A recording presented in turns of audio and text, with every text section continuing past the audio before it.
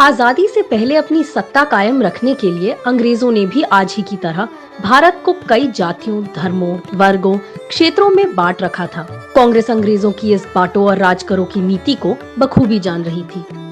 इसलिए कांग्रेस ने महसूस किया कि अगर भारतीयों को जल्द ही एकता के सूत्र में नहीं पिरोया गया तो आजादी की लड़ाई कमजोर पड़ सकती है। रहमतुल्लाह सयानी की अध्यक्षता में 1896 का कलकत्ता अधिवेशन इस दिशा में महत्वपूर्ण पड़ाव साबित हुआ।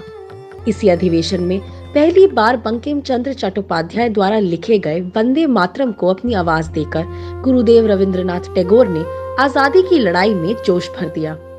वंदे मातरम से माता की वंदना करने का अर्थ निकलता है और उस दौर में भारत माता की आजादी और वंदना ही हर भारतवासी का लक्ष्य बना हुआ था।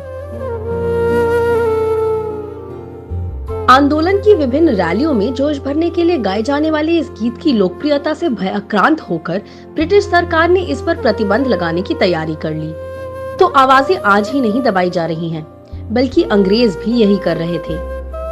इसके बाद तो न केवल 1896 बल्कि कांग्रेस के अलग अलग अधिवेशनों में वंदे मातरम की गूंज सुनाई देने लगी। ये गूंज ब्रिटिश हुकूमत की नींव को हिला रही थी, क्योंकि लाला लाजपत राय की पत्रिका का नाम वंदे मातरम।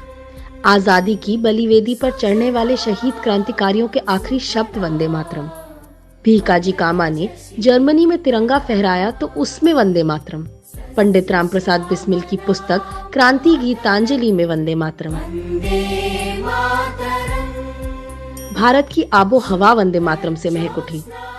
यही कारण है कि आगे चलकर 1937 में पंडित नेहरू, मौलाना आजाद, सुभाष चंद्र बोस, रविंद्रनाथ टैगोर और आचार्य देव की कमेटी ने वंदे मातरम को राष्ट्रगीत के रूप में गाने का निर्णय लिया।